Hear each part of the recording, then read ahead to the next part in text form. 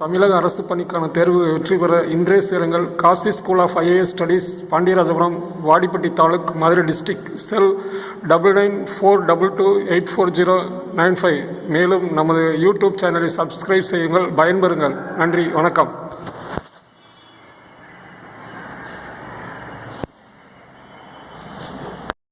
அனைவருக்கும் வணக்கம். நம்ம டிஎன்பிஎஸ்சி, டிஇடி, எஸ்ஐ தேர்வுகளுக்காக படிச்சுட்டு இருக்கோம். அதில் ஒவ்வொரு நாளும் நம்ம ஒவ்வொரு சப்ஜெக்டில் சொல்லிட்டு இருக்கோம். இன்றைக்கி நம்ம மேக்ஸ், ஏற்கனவே மேக்ஸ் எஸ்ஐ எக்ஸாமுக்கு எப்படி மேக்ஸ் கேள்வி கேட்பாங்க அப்படின்றத பற்றி நான் சொல்லிக்கிட்டு இருந்தேன். ஏன்னா எஸ்ஐ எக்ஸாமில் 80 questions GK, 60 question maths, 60 question maths அப்படின்னு நம்ம இருக்கிற எக்ஸாம் அதிகபட்ச மேக்ஸ் முக்கியத்துவம் கொடுக்குற எஸ்ஐ எக்ஸாம். அது மாதிரி குரூப் 1 எக்ஸாம்ல நமக்கு 200 கொஸ்டின்ஸ்க்கு 150 கொஸ்டின்ஸ் ஜிகே, மீதி 50 கொஸ்டின்ஸ் ஆப்டிடியூட். குரூப் 2 அதே மாதிரி குரூப் 4 இந்த எக்ஸாம்லாம் 100 ஜிகேல 75 ஜிகே, 25 கொஸ்டின்ஸ் ஆப்டிடியூட். இப்போ குரூப் 2A, குரூப் 2 அதே மாதிரி குரூப் 4 எக்ஸாம்ல 25 கொஸ்டின்ஸ் ஆப்டிடியூட். அதே மாதிரி டிஇடி ஆசிரியர் தேர்வில் பேப்பர் 1 அப்படின்றதுல நமக்கு அந்த Tamil, English, child development and பெடகாலஜி அது 90 மார்க் போகும். மீதி 60 மார்க்கில் ஃபுல்லாக maths, physics, chemistry, biology, history, geography எல்லாம் சேர்த்து ஒரு மேக்ஸ் ஒரு 20 கொஸ்டின்ஸ் எதிர்பார்க்கலாம். அதனால் பேப்பர் 2ல் சயின்ஸ் சப்ஜெக்ட்ஸ் படித்தவங்களுக்கு மேக்ஸு, ஃபிசிக்ஸ், கெமிஸ்ட்ரி, பயாலஜி எல்லாம் சேர்த்து 60 கொஸ்டின். ஸோ டோட்டலி மேக்ஸ் ஒரு 20 கொஸ்டின்ஸ் எதிர்பார்க்கலாம். ஆனால் இப்போ அதிகமாக மேக்ஸுக்கு நம்ம எஸ்ஏ எக்ஸாமில் தான் நம்ம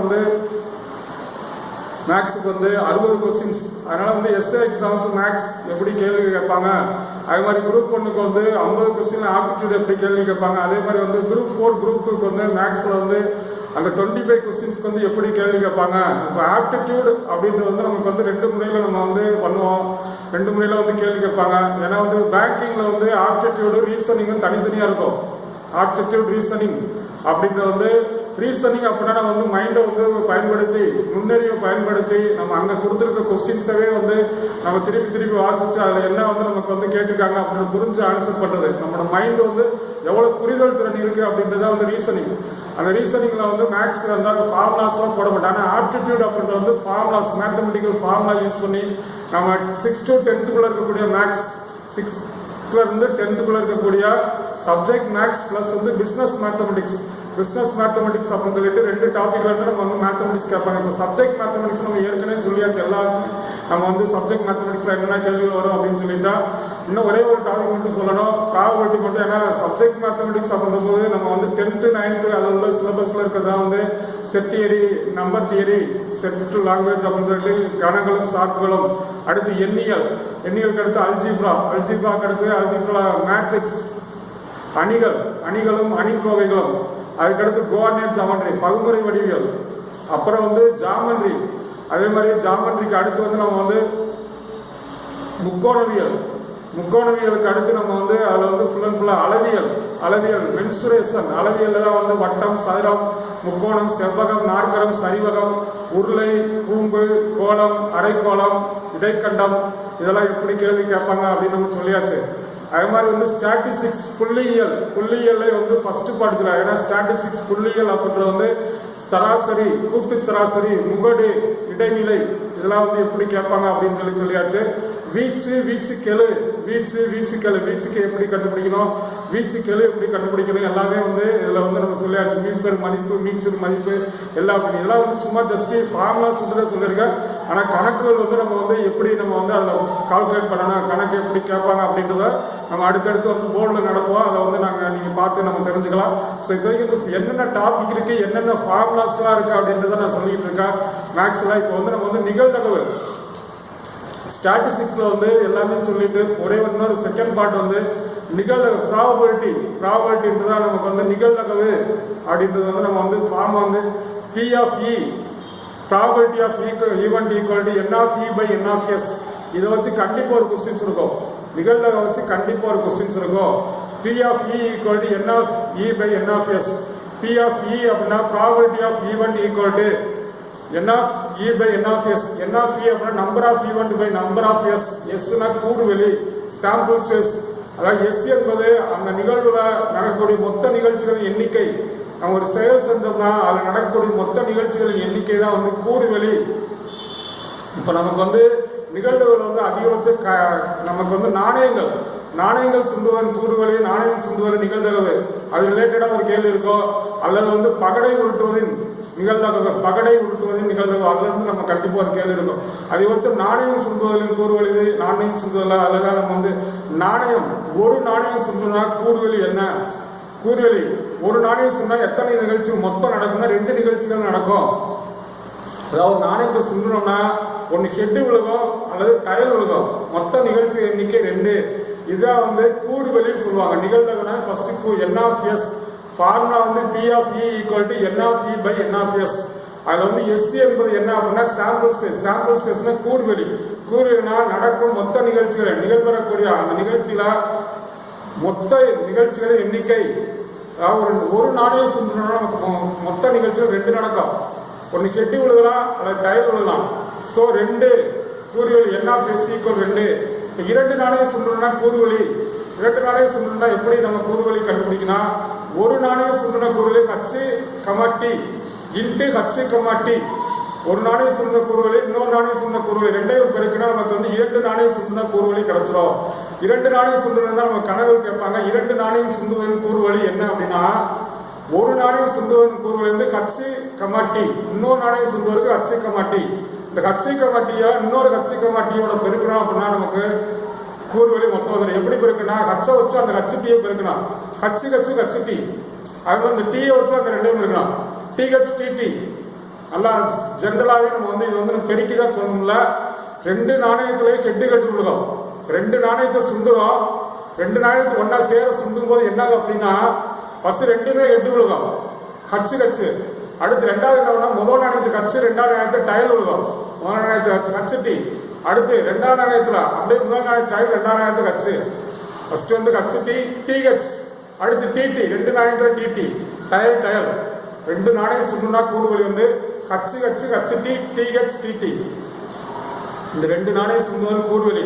அவங்க கேள்விகள் எப்படி கேட்பாங்கன்னா, 2 நாணயம் சுண்டப்படும் போது 2 தலைகள் கிடைக்க நிகழ்வு என்ன, அல்ல 2 பூக்கள் கிடைக்க நிகழ்வு என்ன அப்படின்னு கேட்பாங்க. 2 நாணயம் சுண்டுவதன் கூறுவெளி N of S equal to 4. 2 நாணயம் சுண்டும் போது நமக்கு வந்து 2 தலைகள் எத்தனை முறை கிடைக்கும்? ஒரே ஒரு தடவை தான் கிடைக்கும். ஏன்னா ஹச்சுன்னு ஒரு தடவை தான் கிடைக்கும். 2 நாணயம் சுண்டா 4 தடவை நமக்கு வந்து ஈவெண்ட் நடக்கும். First H T TH TT board எழுதி போட்டு சொல்லித்தருவோம். அப்போ உங்களுக்கு புரியும். ஆனா இதெல்லாம் புரியும். சும்மா ஜஸ்ட் நாணயம் சுண்டுவதன் கூறுவெளி. ஒரு நாணயத்தில் மொத்த நிகழ்ச்சிகள் 2 அப்படின்னா அதுக்கு general formula 2 power n. 2 power n அப்படின்னா வந்து ஒரு நாணயம் சுண்டா எண்ணுக்கு பதிலா 1ன்னு போடணும். ஒரு நாணயம் சுண்டுவதன் கூறுவெளி மட்டும் கேட்பாங்க. கூறுவெளியா நிகழ்தகவா தெளிவா கொஸ்டின் பார்க்கணும். கூறுவெளி அப்படின்னா மொத்த நிகழ்ச்சிகள் எண்ணிக்கை மட்டும், நிகழ்தகவு ஃபார்முலா போடணும். P of E equal to N of E by N of S. அந்த ஃபார்முலா போட்டு நம்ம ஆன்சர் பண்ணோம். ஸோ அதில் வந்து ஒரு நாணயம் சொன்னா 2 பவர் 1 2. 2 நாணயம் சொன்னா ஏன்னா நாணயம் சுண்டுவதன் பொதுவான கூறுவெளி அந்த ஃபார்முலா வந்து 2 பவர் n. 2 பவர் n அப்படின்னா அந்த எண்ணுக்கு பதிலாக எத்தனை நாணயம் சுண்டமோ அதை போடணும். ஒரு நாணயம் சுண்டணும்னா 2 பவர் 1ன்னு போடணும். 2 பவர் 1னா ஆன்சர் 2. இப்போ 2 நாணயம் சுண்டணும் அப்படின்னா 2 பவர் 2. 2 பவர் 2னா 2 into 2. 2 into 2னா 4. இப்போ 3 நாணயம் சுண்டனா 2 கியூப். 2 பவர் 3. 2 பவர் 3னா 2 3 தடவை பெருக்கணும். 2 into 2 into 2 மொத்தம் 8 வரும். 4 நாணயங்கள் சுண்டுறோம். 2 பவர் 4. 2 into 2 into 2 into 2 4 தடவை பெருக்கினா மொத்தம் 16 வரும். இப்போ கேட்பாங்க 5 நாணயம் சுண்டுவதன் கூறுவெளின்னு கேட்பாங்க. 2 பவர் 5. 2 பவர் 5னா 2 5 தடவை போட்டு பெருக்கணும். 2 into 2 into 5 32. ஸோ எத்தனை நாணயம் சுண்டுனாலும் ஃபார்முலா வந்து 2 பவர் என்னன்னா 10 நாணயம் சுண்டுனா 2 பவர் 10ன்னு போட்டு 2 10 தடவை போட்டு பெருக்கினா நமக்கு ஆன்சர் வரும். அதே மாதிரி நமக்கு வந்து குரூப் 4னா 2 நாணயம் சுண்டுவதில் கேட்பாங்க. குரூப் 2னா 3 நாணயம் சுண்டுவதில் நிகழ்தகவு கேட்பாங்க. 3 நாணயங்கள் சுண்டும் போது கூறுவெளி எப்படி கண்டுபிடிக்கணும்? 2 நாணயம் சுண்டின கூறுவெளி எழுதிட்டு இன்ட்டு போட்டு இன்னொரு நாணயம் சுண்டின கூறுவெளியை பெருக்கிறோம்னா நமக்கு வந்துடும். 2 நாணயம் சுண்டுவதன் கூறுவெளி H T TH TT into H comma T பெருக்கிறோம்னா நமக்கு மொத்தம் 8 நிகழ்ச்சிகள் வரும். அதுலதான் என்ன கேட்பாங்கன்னா குறைந்தது 2 தலைகள் கிடைக்க நிகழ்தகவு. மொத்தம் 8 நிகழ்ச்சியில வந்து அவங்க கேள்வி என்ன கேட்பாங்கன்னா குறைந்தது 2 தலைகள் கிடைக்க நிகழ்தகவு யாது அல்லது சரியாக 2 தலைகள் கிடைக்க நிகழ்வு யாது இப்படின்னு ஒரு கொஸ்டின் கண்டிப்பா நிகழ்வுகள் வந்து இருக்கும். அதை பத்தி போர்டில் எழுதி போட்டு சொல்லி தரும்போது உங்களுக்கு புரியும். அதே மாதிரி அடுத்து வந்து என்ன கேட்பாங்கன்னா பகடை உருட்டுவதன் கூறுவழி. பகடை உருட்டுவதன் கூறுவழி அப்படின்னா பகடை நம்ம சின்ன பிள்ளையில வந்து ஒரு கட்டமா இருக்கும், ஏணி இருக்கும், பாம்பு இருக்கும், அப்படியே வந்து அதை வந்து தாயக்கட்ட மாதிரி அப்படியே வந்து குளிக்க அப்படியே கீழே போட்டா அப்படின்னா அதில் வர நம்பரை பார்த்து அந்த நம்பருக்கு போனாலும் கீழே இருந்து 1ல இருந்து கட்டத்தில் அப்படியே எண்ணி நம்ம வச்சுக்கிட்டே இருக்கணும். இப்போ சப்போஸ் 1ல இருந்து 3 போட்டு 4 இருந்துச்சு, 4ல போய் கட்டா வச்சுக்கோங்க, 4ல ஏணி இருந்துச்சுன்னு வச்சுங்க அப்படியே மேலே சல்லுன்னு போயிடலாம். பரம பலம்னு சொல்லுவாங்க. அதே வந்து நமக்கு வந்து என்ன சொல்லுவாங்க, அது வந்து பரமபாகம் அப்படின்றது காட்டு வந்து அதுக்கு வந்து பகடை அப்படின்னு சொல்லுவாங்க. ஓகே, பகடை உருட்டுவாங்க. ஒரு பகடைனா 6 முகங்கள் இருக்கும். தாயக்கட்டையில் 4 முகங்கள்ல இருக்கும். பகடை வந்து 6 முகங்கள் இருக்கும். ஸோ ஒரு பகடை உருட்டுவதன் கூறுவழி. ஒரு பகடையில வந்து நமக்கு எத்தனை ஒரு நிகழ்ச்சிகள் நடக்கும்னா 6 நிகழ்ச்சிகள் நடக்கும். என்ன நிகழ்ச்சினா 1 விழுகலாம், அஸ்திரப்பட்டு 1 விழுகலாம், 2 விழுகலாம், அல்லது 3 விழுகலாம், அல்லது 4 விழுகலாம், அல்லது 5 விழுகலாம், அல்லது 6 விழுகலாம். ஸோ இந்த மாதிரி வந்து ஏதாவது நமக்கு வந்து ஒரு பகடை உருட்டுனா 6. அதுல கேள்வி எப்படி கேட்பானா, ஒரு பகடை உருட்டப்படும் போது ஒற்றைப்படை எண்கள் விழுவதற்கான நிகழ்தகவு யாருன்னு கேட்பாங்க. ஒரு பகடை உருட்டப்படும் போது ஒற்றைப்படை எண் கிடைப்பதற்கான நிகழ்தகவு. ஃபர்ஸ்ட் ஒரு பகடை உருட்டினா கூறுவழி NF = 6. ஏன்னா மொத்தம் 6 நிகழ்ச்சிகள் இருக்கு. அதுல வந்து இந்த 6க்குள்ள ஒற்றைப்படை எண் என்னன்னு நமக்கு தெரியும். என்னென்ன ஒற்றைப்படை எண்? 1, 3, 5. 1, 3, 5. சோ ஒற்றைப்படை எண் பெறுவதற்கான நிகழ்ச்சி அப்படின்னு வச்சுட்டு அது என்னென்ன ஒற்றைப்படை என்ன அதுக்குள்ள எழுதணும். 6க்குள்ள என்னென்ன ஒற்றைப்படை எண்ணுனா 1, 3, 5. சோ அது ஏன்னு வச்சாலும் சரி, ஈன்னு வச்சாலும் சரி, NF மொத்தம் எத்தனை ஒற்றைப்படை எண்ணா 3 இருக்கும். ஸோ இப்பதான் P(P) NF(P)/NF(S). NF ஒற்றைப்படை எண்கள் மொத்தம் 3 இருக்கும். NF(S) மொத்தம் 6. 3/6 அடிச்சோம்னா 1/2. இப்படிதான் கேள்வி இருக்கு ஒரு பகடை உருட்டினா. அதே மாதிரி 2 பகடைகள் உருட்டப்படும் போது கூறுவழி. ஏன்னா அந்த பகடை உருட்டுவதன் கூறுவழிக்கு ஜெனரல் ஃபார்முலா 6/n. நாணய உருட்டுவதற்கு வந்து 2/n. பகடை உருட்டுவதற்கு 6/n. ஒரு பகடை உருட்டணும்னா 6 × 1 = 6. 2 பகடை உருட்டணும்னா 6². 6² 36. இதை கேட்டுக்க. 3 பகடை உருட்டுனா கூறுவழி மட்டும் கேட்பாங்க. 6³ 6³ 6 3 பெருக்கணும். 6 × 6 × 6 6 36 × 6 216. ஸோ 3 பகடை உருட்டுனா கூறுவழி மட்டும் 216. கணக்கில் வந்து 2 பகடைகள் வந்து கேட்பாங்க. 2 பகடை உருட்டப்படும் போது நிகழ்தகவு யாருன்னு கேட்பாங்க. 2 பகடைகள் உருட்டுனா அது எப்படி வந்து நமக்கு கூறுவழி எழுதணும்னா முதல் பகடையில போல 1, 2வது பகடையில போல நம்பர் 1,1, 1,2, 1,3, 1,4, 1,5, 1,6. அடுத்து 2,1, 2,2, 2,3, 2,4, 2,5, 2,6. 3,1, 3,2, 3,3, 3,4, 3,5, 3,6. 4,1, 4,2, 4,3, 4,4, 4,5, 4,6. 5,1, 5,2, 5,3, 5,4, 5,5, 5,6. 6,1, 6,2, 6,3, 6,4, 6,5, 6,6. இது வரைக்கும் நம்ம எழுதணும். 1,1 எழுத ஆரம்பிச்சு 6,6 வரைக்கும் முடிக்கணும். அப்படி எல்லாம் மொத்தம் 36 நிகழ்ச்சி இருக்கும். NF(S) = 36. இப்போ அவங்க என்ன கேட்பாங்க அப்படின்னா 2 பகடைகள் உருட்டப்படும் போது முக எண்கள் ஒரே மாதிரி கிடைப்பதற்கான நிகழ்வு யாருன்னு கேட்பாங்க. முக எண்கள் 2லையுமே ஒரே நம்பரா இருக்கணும். 2லையுமே ஒரே நம்பரா என்னென்ன இருக்கும்? 1,1, 2,2, 3,3, 4,4, 5,5, 6. 2லையுமே ஸோ மொத்தம் 6 எண்கள் இருக்கும். So P(P) = 6. Sorry, NF(P) = 6. P(P) = NF(P)/NF(S). NF 6/36 அடிச்சா 1/6. இந்த பகடை உருட்டுவதன் கூறுவழி அப்படின்னு சொல்லி நம்ம கண்டிப்பா வந்து நிகழ்தகவுன்னு ஒரு கொஸ்டின்ஸ் இருக்கும். அடுத்துதான் வந்து நிகழ்தகவின் கூட்டல் தேற்றம். நிகழ்தகவின் கூட்டல் தேற்றம் அப்படின்றது ஒரு தேற்றம். அது ரிலேட்டடா ஒரு கொஸ்டின்ஸ் இருக்கும். P(A) × B = P(A) + P(B) - P(A) * B அப்படின்னு ஒரு formula. P(A) × B = P(A) + P(B) - P(A) * B. எல்லாமே அவங்க கொடுத்த ஒன்று. P(A) × B கேட்பாங்க, அல்ல A * B கேட்பாங்க. சப்ஸ்டியூட் பண்ணா ஆன்சர் வந்துடும். உறுதியான நிகழ்ச்சி நிகழ்தகவு 1. உறுதியான நிகழ்ச்சி ஒரு நிகழ்ச்சி நடந்துச்சுன்னா அந்த நிகழ்தகவு 1.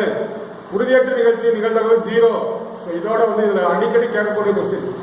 பந்து கணக்கு கேட்பாங்க, பால் கணக்கு.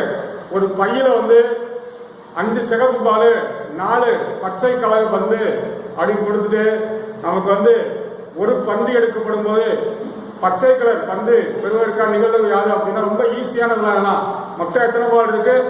அதுல வந்து மொத்தம் எத்தனை பால் இருக்கு, எத்தனை பச்சை பால் இருக்கு, அவங்க கேட்கறத வச்சு அப்படியே போட்டா ஆன்சர் வந்துடும். இதே மாதிரி வந்து நமக்கு இன்னொரு கொஸ்டின் வந்து ஒரு லீப் வருடத்தில் 53 சனிக்கிழமை கிடைப்பதற்கான நிகழ்வு யாது? 53வது சனிக்கிழமை. ஒரு வருடத்திற்கு வந்து எத்தனை நாட்கள் நமக்கு தெரியும்?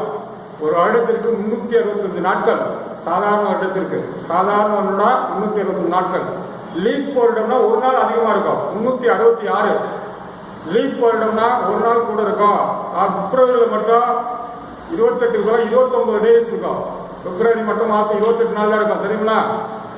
எல்லா சாதாரண வருடத்துல பிப்ரவரியில 28 இருக்கும். ஆனா லீப் வருடத்துல வந்து பிப்ரவரியில வந்து 29 இருக்கும்.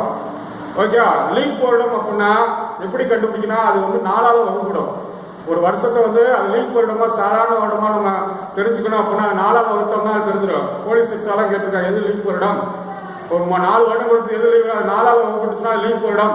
லீப் வருடத்துக்கு மொத்தம் 366 நாட்கள். 366 நாட்கள்.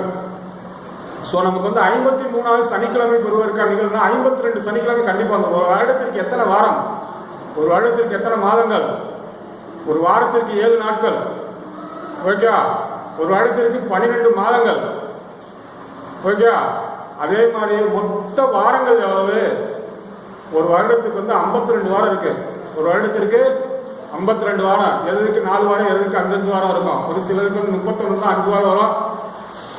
5 வாரம் வராது, சும்மா ஜஸ்ட் அப்படியே டேஸ் வந்து 5 ஞாயிற்றுக்கிழமை வரும். அது ஃபர்ஸ்ட் 1வது ஞாயிற்றுக்கிழமை வந்துச்சுன்னா அப்படியே சொன்ன இதெல்லாம் தெளிவா சொல்லலாம். அந்த 53வது சனிக்கிழமை பெறுவதற்கான நிகழ்வு 2/7. அது எப்படி அப்படின்னு போர்டு நடத்துவோம். ஸோ இந்த நிகழ்வுகள் வந்து நமக்கு கண்டிப்பா ஒரு கொஸ்டின்ஸ் இருக்கும். ஸோ இப்போ வந்து நம்ம வந்து சப்ஜெக்ட் மேத்தமெட்டிக்ஸ் ஃபுல்லா முடிச்சாச்சு. சப்ஜெக்ட் மேத்தமெட்டிக்ஸ் அல்ஜிப்ரால தான் நம்ம வந்து இந்த ஃபார்முலா சொல்லலாம். அல்ஜிப்ரால சில ஃபார்முலாவை அப்ளை பண்ணி நம்ம வந்து பிசினஸ் மேத்தமெட்டிக்ஸ்ல போடுவோம். a plus b whole square, சாதாரண simple formula. a plus b whole square, a square plus b square plus 2ab. அவங்க அப்படியே கொடுத்துருவாங்க. a 2 தடவை கொடுத்துருக்காங்க, a மதிப்பு 2 தடவை, b மதிப்பு 2 தடவை கொடுத்துருவாங்க. கொடுத்துட்டு நமக்கு வந்து மொத்த மதிப்பு கண்டுபிடிக்கிறதுக்கு நம்ம டக்குன்னு வந்து என்ன பண்ணுவோம் அப்படின்னா அதை எக்ஸ்பிளைன் பண்றது வந்து a plus b whole square equal to a square plus 2ab plus b square. a plus b whole ஸ்கொயர்னா டக்குன்னு ஃபார்முலா நம்ம அப்ளை பண்ணலாம். a plus b ஹோல் ஸ்கொயர்னா a square plus b square plus 2a minus b whole square, a square plus b square minus 2ab. அதே மாதிரி a plus b whole cube, a plus b whole cube, a cube plus b cube plus 3a square b plus 3ab square, a plus b whole கியூப்க்கு. அது a minus b whole கியூப்க்கு, a plus b whole கியூப்க்கு இன்னொரு formula இருக்கு. a plus b whole கியூப்க்கு formula இருக்கு, a minus b whole கியூப்க்கு formula இருக்கு. இதெல்லாம் வந்து கணக்கு நடக்கும்போது நமக்கு சொல்லுவோம். ஓகே, இதெல்லாம் வந்து இந்த ஃபார்முலா நம்ம அப்ளை பண்ற மாதிரி நம்ம நம்பர்ஸ். ஏன்னா வந்து இங்க வந்து என்ன பண்ணாங்கன்னா பிசினஸ் மேத்தமெட்டிக்ஸ், இது வந்து சப்ஜெக்ட் மேத்தமெட்டிக்ஸ். பிசினஸ் மேத்தமெட்டிக்ஸ் நமக்கு என்னென்ன டாபிக்னா ஃபர்ஸ்ட் நம்பர்ஸ் தான் இருக்கும். நம்பர்ஸ்ல LCM கண்டுபிடிக்கணும், HCF கண்டுபிடிக்கணும். ஓகே, LCM இங்க படிக்கிற வீக் போகும்போது அங்க LCM GCDக்கு பதிலாக HCF, இங்க GCD சொல்லுவாங்க, இங்க HCF.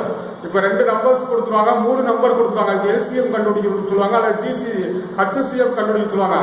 அதே மாதிரி LCM கொடுத்துருவாங்க, HCF கொடுத்தா 1 நம்பர் கொடுத்துருவாங்க, இன்னொரு நம்பர் என்னன்னு கண்டுபிடிக்க சொல்லுவாங்க.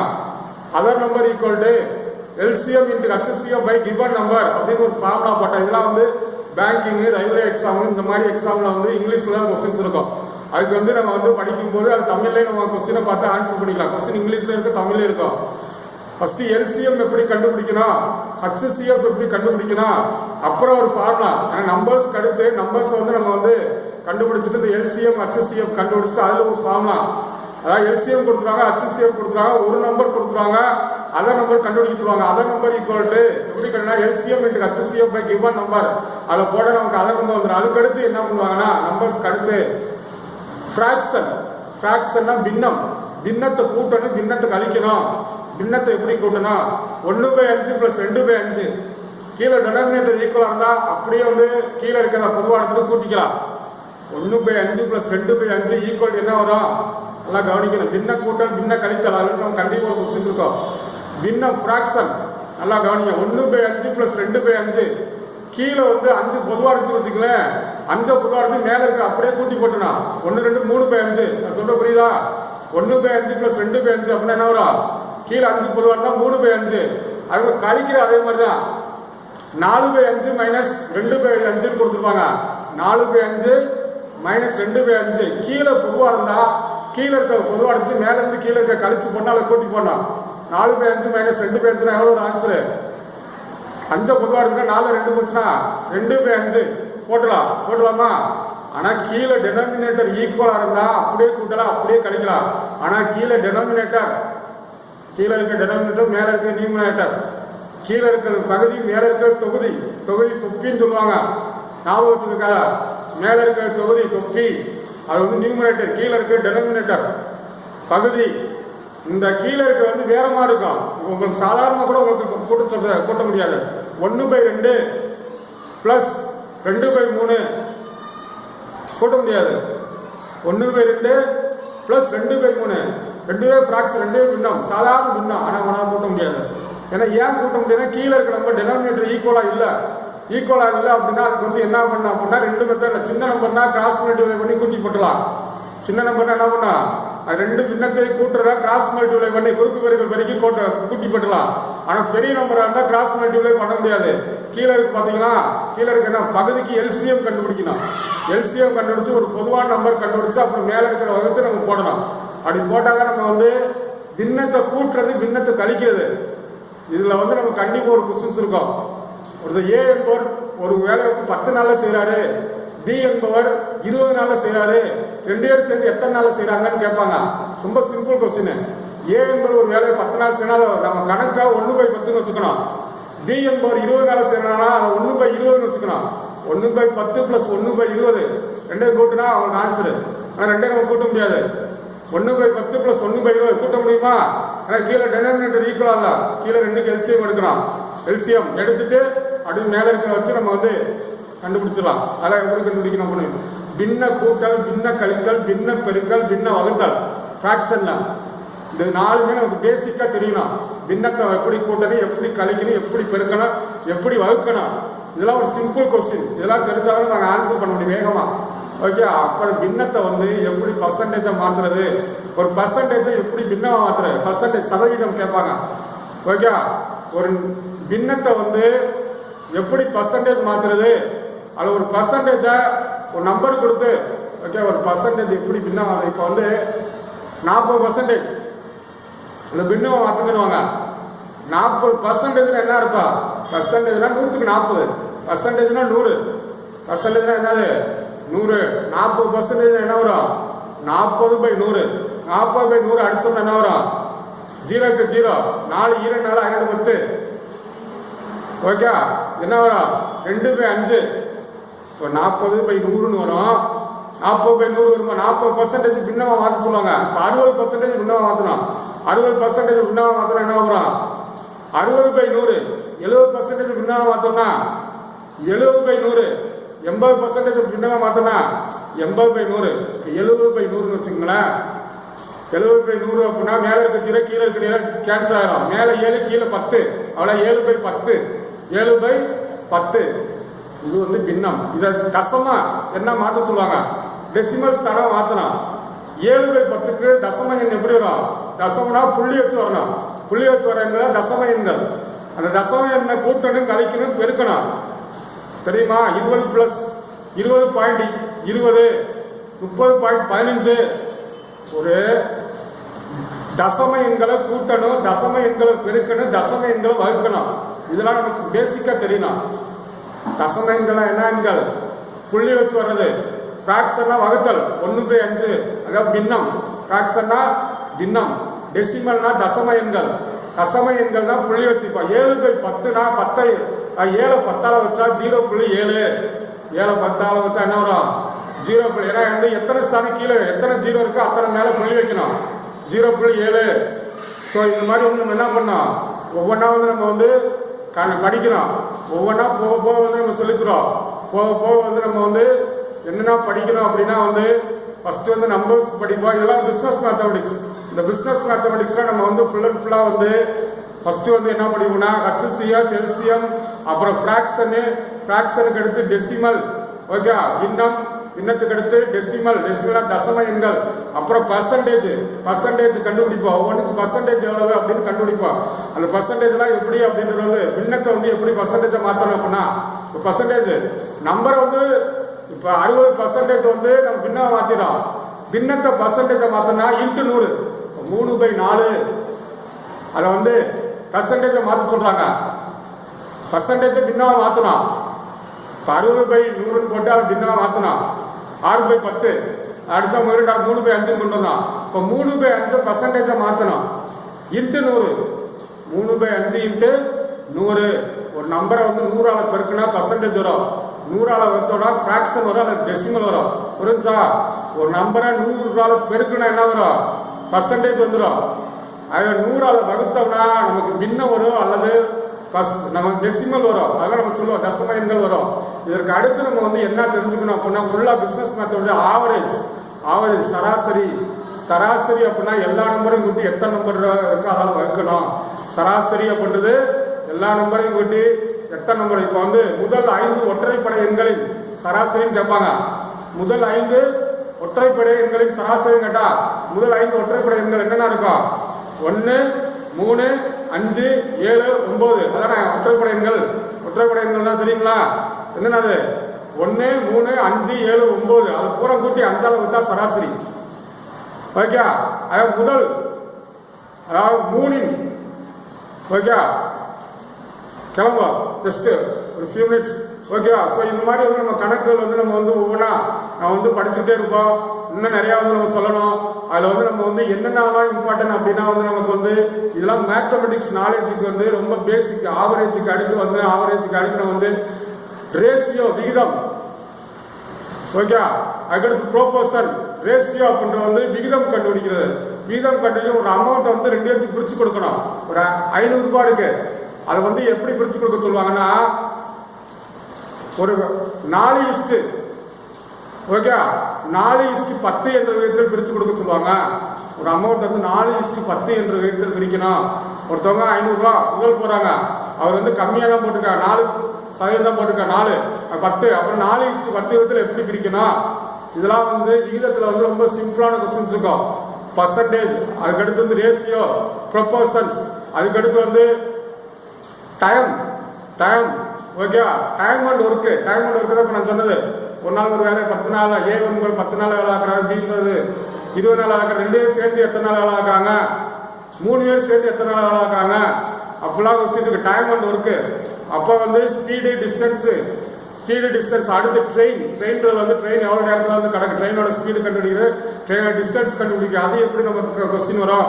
அதே மாதிரி அப்புறம் தான் வந்து ப்ராஃபிட் அண்ட் லாஸ், லாபம் எப்படி கண்டுபிடிக்கணும், நஷ்டம் எப்படி கண்டுபிடிக்கணும், லாபம் பர்சன்டேஜ் எப்படி கண்டுபிடிக்கணும், நஷ்டம் பர்சன்டேஜ் எப்படி கண்டுபிடிக்கணும்.